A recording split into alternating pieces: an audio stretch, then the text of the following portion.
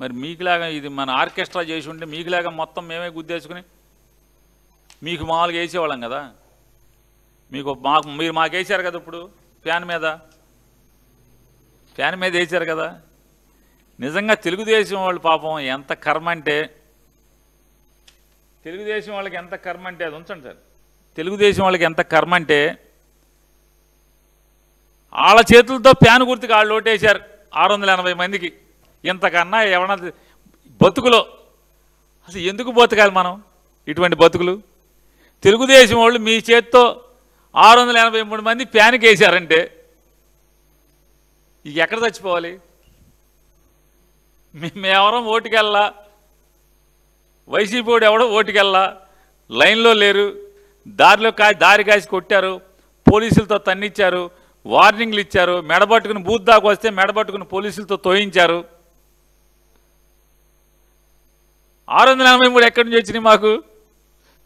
ఇంతకన్నా మీ కర్మ ఇంకేం కావాలి? శత్రువు గుర్తుకి 683 ఓట్లు మీరు మీ చేత్తో మీరు గుద్దారు ఫ్యాన్కి. ఇది మీరు చేసినటువంటి పాపాల్లో ఇదో భాగం. అయితే కుప్పంలో మేమున్నప్పుడు ఎట్లా జరిగింది చెప్తాం. నారా చంద్రబాబు నాయుడు గారు అసలు దేనికి ఈ తంతు అంతా కూడా ఏం సాధించారు దీంట్లో నేను అడుగుతున్నాను. మీరేం సాధించారు? 164 సీట్లు పెట్టుకుని, 164 సీట్లతో ప్రభుత్వాన్ని పెట్టుకుని ఇంత దుర్మార్గంగా, ఇంత అరాచకంగా, ఇంత కిరాతకంగా ఏంటి మీరు సాధించేది? 13 మాసాల ఒక జడ్పీటీసీ ఒక ఆయన చనిపోతే ఆ చనిపోయిన వాళ్ళ దగ్గర ఈ రకంగా మీరు ఇన్ని ఆశాలేసి ఇంతమందిని లోపరుచుకుని ప్రజాస్వామ్యాన్ని అపహాస్యం చేసి ఏంటి మీకు తోలుకొప్పు ఎవడిస్తాడు మీకు? ఎందుకు మీకేంటంటే మీరేమో గతంలో కూడా ఇలాగే జగన్మోహన్ రెడ్డి గారి దగ్గర నుంచి 67 మంది ఎమ్మెల్యేలు ఉంటే దాంట్లోంచి 23 మందిని డబ్బులు ఇచ్చి మీరు కొనుక్కుని, 23 మందిని డబ్బులు ఇచ్చి కొనుక్కుని, జగన్మోహన్ రెడ్డి గారి నాయకత్వం బలహీనపడిపోయింది కాబట్టి ఓటర్లు అతని నాయకుడిగా మీరు జగన్మోహన్ రెడ్డి గారిని గుర్తించక్కర్లేదనేటువంటి ఒక సందేశాన్ని పంపిద్దామని మీకు ఎవరినో చూసి ఎవరో వాతలు పెట్టుకున్నట్టుగా కేసీఆర్ అక్కడ తెలంగాణలో జరుగుతుంది కాబట్టి మన దగ్గర కూడా చేసేద్దామని 23 మందిని పెట్టుకుని కొనుక్కున్నారు. మీ పాపపు సొమ్ముకి కాళ్ళు వచ్చినాయి తప్పితే జగన్మోహన్ రెడ్డి గారి నాయకత్వాన్ని ఏమన్నా మీరు తగ్గించగలిగారా? ఎగిరి 151 సీట్లతో వచ్చి గవర్నమెంట్లో కూర్చున్నాడు. ఏం జరిగింది? చివరికి ఏతావాత ఏమర్థమైంది?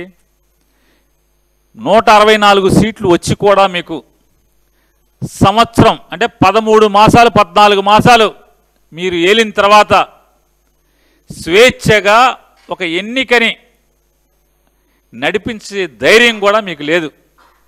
అంటే ప్రజలు ఆల్రెడీ తిరుగుబాటు చేసేస్తున్నారు, ప్రజలు తిరగబడుతున్నారు అనేది మీకు అర్థమైంది కాబట్టి ఇంత అంటే 13 మాసాలకే 14 మాసాలకే ప్రజలు కాల్చి వాత పెట్టింది మిగతా ప్రజలందరూ కూడా తెలిసిపోతే పులివెందుల్లో అలాగే ఒంటిమిట్టలో ప్రజలకు బాగా కాల్చి వాత పెట్టారు ఈ కూటమి ప్రభుత్వానికి. 164 కూటమి ఏముందిలే పాపం, వాళ్ళు ఇద్దరు డమ్మీలే కదా చంద్రబాబు నాయుడు తెలుగుదేశం ప్రభుత్వానికి.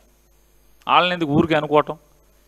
తిట్లు తీస్తే మాతో తిట్లు తిట్టించడానికి పక్కన, లేకపోతే జనం తిట్లు తిట్టడానికి పక్కన వాళ్ళని కలుపుకోవటం తప్పితే ఇందులో పాపాలు వాళ్ళకేముంటుంది?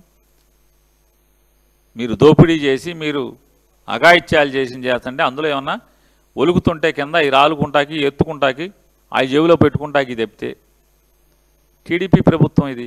ఈ కిరాతకం, ఈ అరాచకం అంటే జనాల్ని ప్రజల్ని స్వేచ్ఛగా ఓటేనిస్తే మీకు కర్రు కాల్చి ఒళ్ళంతా వాతలు పెడతారనే భయంతోనే ఇది చేశారనేది మీ అంతరాత్మ ఇవాళ ప్రస్ఫుటం అవుతుంది.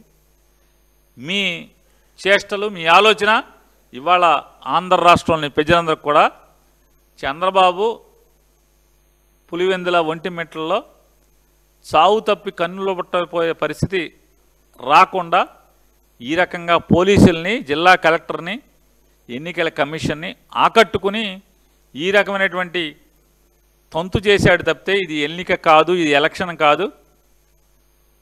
ముందుంది ముసళ్ళ పండగ. మరో 3 సంవత్సరాలు 3.5 సంవత్సరాల తర్వాత పులివెందులలో అట్లాగే ఒంటిమిట్టాడులో వాళ్ళు బాగా అంటే ఇవాళ మీకు వాతలు పెడదామని పొయ్యిలో పెట్టింది, అప్పుడు దాకా కాలుతానే ఉంటుంది. రాష్ట్రం కూడా మిగతా అందరూ కూడా రెడీ చేసుకుంటారు. మీకు గట్టిగా కర్రు కాల్చి మీకు ఎక్కడెక్కడ వాతలు పెట్టాలో నాన్నగారికి కొడుకు గారికి ఇద్దరికి పెట్టే రోజు వస్తుంది. ఇట్లాంటి తప్పుడు పనులు చేయటం వల్ల, ప్రజాస్వామ్యాన్ని అపహాస్యం చేయటం వల్ల, ఎన్నికల కమిషన్ని అందరినీ కలెక్టర్ని చేష్టలు అడిగేలా చేసి పోలీసులను అడ్డం పెట్టి రాజ్యాన్ని నడిపినోడు, పోలీసులను అడ్డం పెట్టి నాడు బ్రిటిషోడు బాగుపడింది లేదు, బ్రిటిషోడు పతనమైంది తప్పితే పోలీసుల్ని వాడుకుని బ్రిటిష్ రాజ్యం పతనమైనట్టే. ఖచ్చితంగా పోలీసులను అడ్డం పెట్టుకు మీరు నడుపుతున్నటువంటి పరిపాలన కూడా అంతమయ్యే రోజు రోజు 14 నెలలు ఊరికే గడిచిపోయినాయి. మరొక 3 సంవత్సరాలు ఎంతసేపు గిర్రెని తిరిగి వస్తుంది. మీరు పాపపు సొమ్ము సంపాదించింది లెక్కలు కట్టి మూటలు కట్టేలోపు మళ్ళీ ఎన్నికలు వస్తాయి. ప్రజలు మీకు బుద్ధి చెప్పడానికి రెడీగా ఉన్నారని చెప్పేది మీ అంతరాత్మ కూడా తెలుసు అని చెప్తూ, ఈ ఎన్నిక మీరు ఇన్ని పాపాలు దొంగతనాలు చేసినటువంటి ప్రతిదీ కూడా మేము ఆధారాలతో సహా నిరూపించాం. ఖచ్చితంగా న్యాయస్థానం మెట్లు ఎక్కాం. ఇక్కడ కాకపోతే పైన కాకపోతే పైన ఎక్కడో అక్కడ న్యాయపరంగా చట్టపరంగా మా పోరాటం చేస్తానంటాం. ఈ జెడ్పీటీసీ కాదు, ఇంకో జెడ్పీటీసీ, ఇంకో నీ చేతనైంది మీరు చేసుకోండి. వైఎస్ఆర్ కాంగ్రెస్ పార్టీ ప్రజలు కలిసి మిమ్మల్ని కుర్చీల్లోంచి తరిమి కొడతాం ఖాయమనేది, ఇది విధి రాత అనేది కూడా మీరు గుర్తుపెట్టుకోమని చెప్పని మీకు హెచ్చరిక చేస్తున్నాం.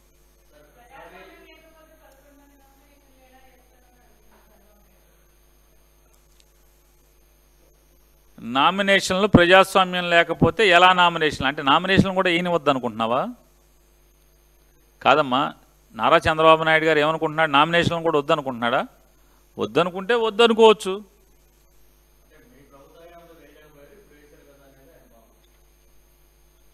నేను ఒకటి అడుగుతానండి, నారా చంద్రబాబు నాయుడు గారు ఎప్పుడు కూడా 60,000, 70,000, 80,000తో గెలిచేవాడు. 2019లో 20,000కు ఎందుకు పడిపోయాడు? అంటే ప్రజల తన ప్రభుత్వం ఉన్నాడుగా, పోలీస్ వ్యవస్థ తన చేతిలోనే ఉంది కదా, ఎన్నికల వ్యవస్థలన్నీ తన చేతిలో ఉన్నాయి కదా. నేను కుప్పం కింగ్ని అంటావు కదా, 70,000, 80,000 నుంచి 20,000కి ఎందుకు పడిపోయావు?